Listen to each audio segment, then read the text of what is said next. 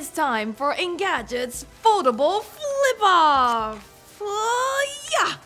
For the first time in the US, if you're considering buying a foldable flip phone or a flipping foldable phone, you have more than one company's options to choose from. The Galaxy Z Flip 5 was just launched last week and we've spent some time with it. We have the ability now to put it in a face-off against its toughest competitor, the Moto Razr Plus. But of course, if you're in the market for a Z Flip 5, you're either upgrading from an older model like the Z Flip 4 or you're brand new to the space. You can either go for the Z Flip 5 or the Moto Razr Plus, which both cost about the same $1,000, or maybe save some money and either stick to your Z Flip 4 or get one secondhand or used. To help you decide which route to take, I'm putting these three phones through a series of tests to determine which is the best. For this video, we're going to focus on the camera performance and the external display and its software. For details on things like battery life and performance though, check out my full written review on Engadget.com.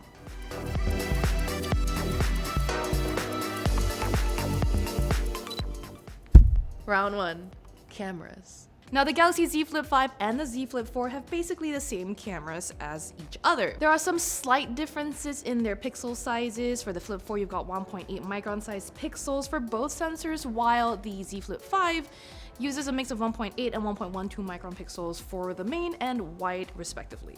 On paper, the Moto Razr Plus has similar specs. You've also got a 12 megapixel main camera and a 13 megapixel wide camera. Now, we're mostly focusing on the external cameras for this video because you can actually use them to shoot selfies with their external screens. So there's no real reason to be using that internal camera. So let's get this out of the way. It's very obvious that while there's no clear winner in photo quality when it comes to daylight pictures, the Moto is the clear loser. In every shot taken with optimal light, or actually even in low light, Moto's pictures look washed out compared to Samsung's. The Z Flip 4 and Z Flip 5 both consistently delivered pictures that were more vivid and saturated than the Motos. For example, in this set of pictures, you can see that the sky is just bluer.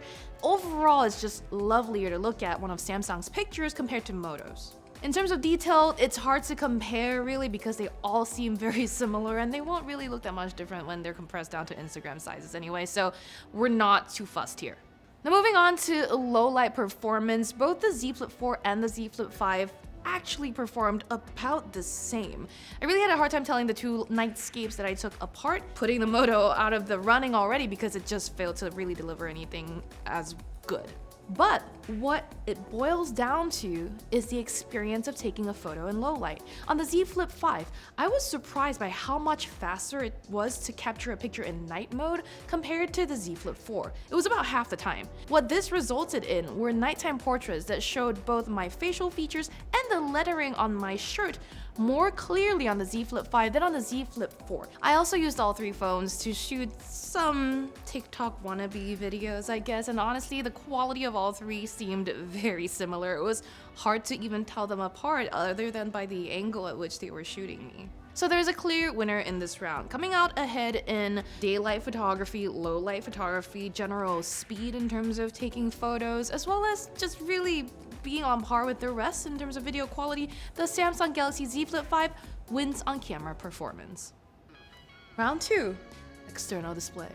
Once again, let's just start with the on-paper specs comparison. The Galaxy Z Flip 4 has the smallest external display here with a 1.9-inch panel. The Moto Razr Plus has a 3.6-inch external display, while Samsung's comes in at 3.4 inches. Now, just based on pure size alone, the Razr Plus has the obvious edge. Its 3.6-inch panel, like I mentioned earlier, is a POLED display. It supports a 1080p resolution, making it a pixel density of 413 ppi. It also can refresh it up to 165 Hz. That beats the Z Flip 5's 60 Hz, which runs at 720 by 748, making up a pixel density of 306 ppi. That's kind of surprising given Samsung's traditionally had the lead when it comes to screen technology, and the display on the Z Flip 5 actually, in my experience, has looked at least as good as, if not better than the Moto Razr Plus. So we talked about the actual quality of the screens, but now we're going to talk about using them. And this boils down to the software. Moto allows you to run pretty much a fully Android experience on its 3.6-inch external panel, whereas Samsung has a limited version of Android, more like One UI 5 on the cover display of the Flip 5. Now, as a reminder, the One UI software that you can run on the Galaxy Z Flip 5 basically lets you swipe sideways through widgets. You can swipe down from the home screen or the home widget to see your quick settings. Otherwise, you're kind of limited to the up to 13 widgets that Samsung has allowed for you to run up here, unless you install something called Good Lock that will force basically any app to run in native mode on this external display. But there are 5 apps that Samsung has made natively able to run on this smaller external screen, and they are Netflix, YouTube, Messages, Google Maps, and WhatsApp. The Razr, meanwhile, pretty much lets you run full Android. I mean, there are some small tweaks that will make it run a little better. On the Razr Plus's external display, you can slow drag from bottom to see all your open apps. You can enable a continuity feature that allows you to, when you're, say, playing solitaire on the main screen and you close the device, you can play the full version of solitaire on the outside. Since you can basically run any app on the external display of the Moto Razr Plus, you can therefore type freely on a full QWERTY keyboard in apps like Telegram or WhatsApp as well. So one thing I wanted to compare the two head-to-head against is on the usefulness or the layout of this QWERTY keyboard. And also, let's not forget the Galaxy Z Flip 4 was in the running before. On this stage, it's just gone. It's not in the running anymore. What QWERTY keyboard? You got 1.9 inches of space. Well, the external display is really measly compared to the 2 other options we have here. Let's do a live message off. Our video producer Joelle has kindly sent me a message so that I can reply. We've got the Samsung Z Flip 5 over here and the Moto Razr Plus over here, and you can see that the keyboard on Samsung's options takes up a little bit less space than the one on the Moto. So from here, I can just hit the button send, and my message is gone. Next, on the Moto, here's what it looks like. Hit this button, right? And I still have to find the send button, which is hidden over here. So if I want to default view, then I bring it all up here. So, hi. Then I see the button. So between the Moto Razr Plus and Samsung's Galaxy Z Flip 5, honestly, the fight's really close. I like Moto's approach with letting you run pretty much full Android, but some of the apps are a little clunky. As I've shown you through the QWERTY keyboard demonstration over there, there are just a few extra steps to get to what I need, to do what I need. Whereas with Samsung, everything just looks a little bit cleaner. I could type a little bit more easily on a smaller keyboard, surprise, surprise, maybe because I have smaller hands. Honestly, I will say this round is a draw. Round 3, everything else.